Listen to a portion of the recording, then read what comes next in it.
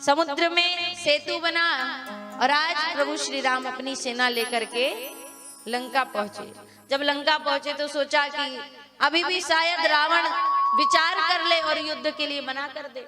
अंगद को भेजा, अंगद ने शिक्षा दी, लेकिन रावण नहीं समझा। अब अंगद जी बोल रहे हैं कि देखो हम मान जाएंगे, आप हमारे प्रभु के प्रताप को नहीं जानते। बोले हम में इतना बल है तो हमारे प्रभु में कितना होगा। तो बोले कितना बल है। बोले मैं अभी यही युद्ध हार जाऊंगा और माता जानकी को यहीं छोड़ के चला जाऊंगा अगर आप मेरा पैर उठा दो। अंगद जी ने अपना पैर रखा, बारी बारी सेना आ रही है, पैर उठाना तो दूर उस पैर को हिला भी नहीं पाए। अंत में बचा रावण। रावण आया, चरण पकड़ने वाला था, मुकुट गिर गया और जैसे ही चरणों के पास आया अंगद ने पैर पीछे कर लिए।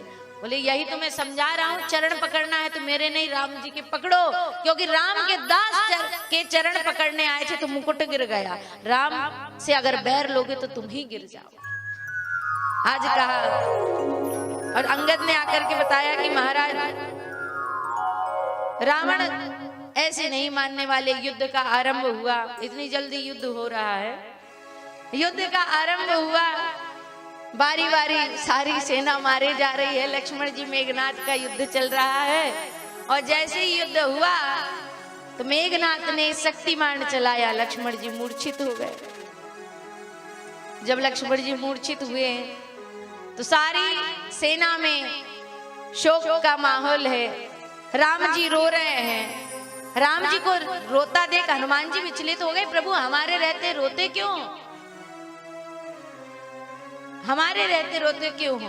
वेद बुलाया गया, वेद आया। वेद ने कहा कि देखो इनको जीवित करने के लिए संजीवनी बूटी चाहिए, लेकिन सूर्योदय के पहले लाना है। रात्रि का पहर चालू था, समय कम, बूटी लाएगा कौन। राम जी सोचे अब लक्ष्मण नहीं बच पाएंगे, रोने लगे। हनुमान जी बोले प्रभु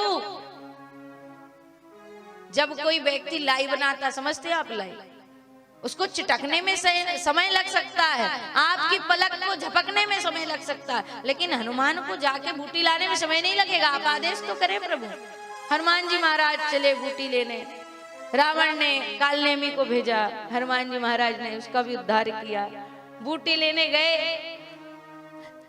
बूटी लेकर के हनुमान जी महाराज आए, लक्ष्मण जीवित हुए।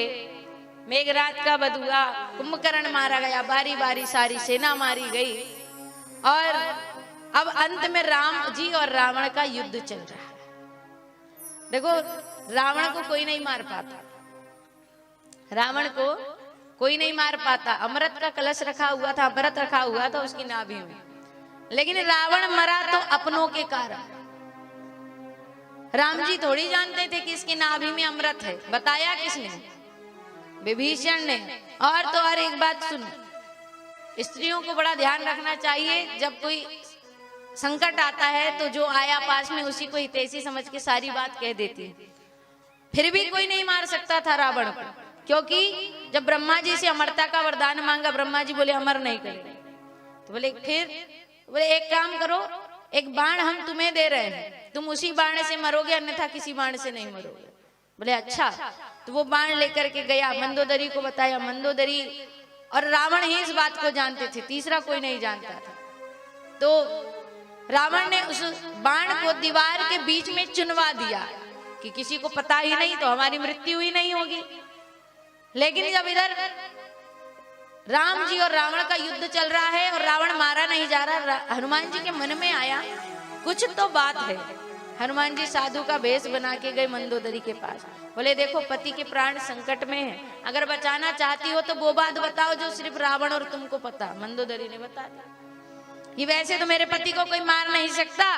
तो बोले क्यों नहीं मार सकता, क्योंकि उन्हें तो ब्रह्मा जी ने एक बाण दिया है और उसी बाण से उनकी मृत्यु होगी, और वो तो हमने दीवार में चुनवा दिया। हनुमान जी बोले जय श्री राम, और हमारा काम हो गया। बाण लेकर के आए, राम जी को दिया, राम जी ने उसी बाण से आज रावण का उद्धार किया। बोलिए सियावर रामचंद्र की जय। आज रावण का वध किया। अब राम जी वापस अयोध्या आ रहे हैं, रावण की मृत्यु हो गई, पुष्पक विमान राम जी को मिला, विभीषण को वहां का राजा बना दिया गया। और आज प्रभु पुष्पक विमान में सवार होकर के वापस अपने अयोध्या की ओर आ रहे हैं। हनुमान जी को पूर्व सूचना के लिए पहुंचा दिया गया कि जाओ जाकर के बता दो प्रभु का आगमन होने वाला है। हनुमान जी आए, हनुमान जी ने आकर सूचना दी और आज प्रभु के स्वागत में सारी अयोध्या नगरी खड़ी है। प्रभु श्री राम आए, सभी ने आदर सत्कार किया और आज वशिष्ठ जी ने कहा जो कार्य उस समय अधूरा रह गया था वो पूरा कर देते हैं, राम का राज तिलक करा देते हैं। दूसरे दिन प्रभु श्री राम ने स्नान इत्यादि किया, गुरु वशिष्ठ जी आए और प्रभु का राज तिलक हो रहा है।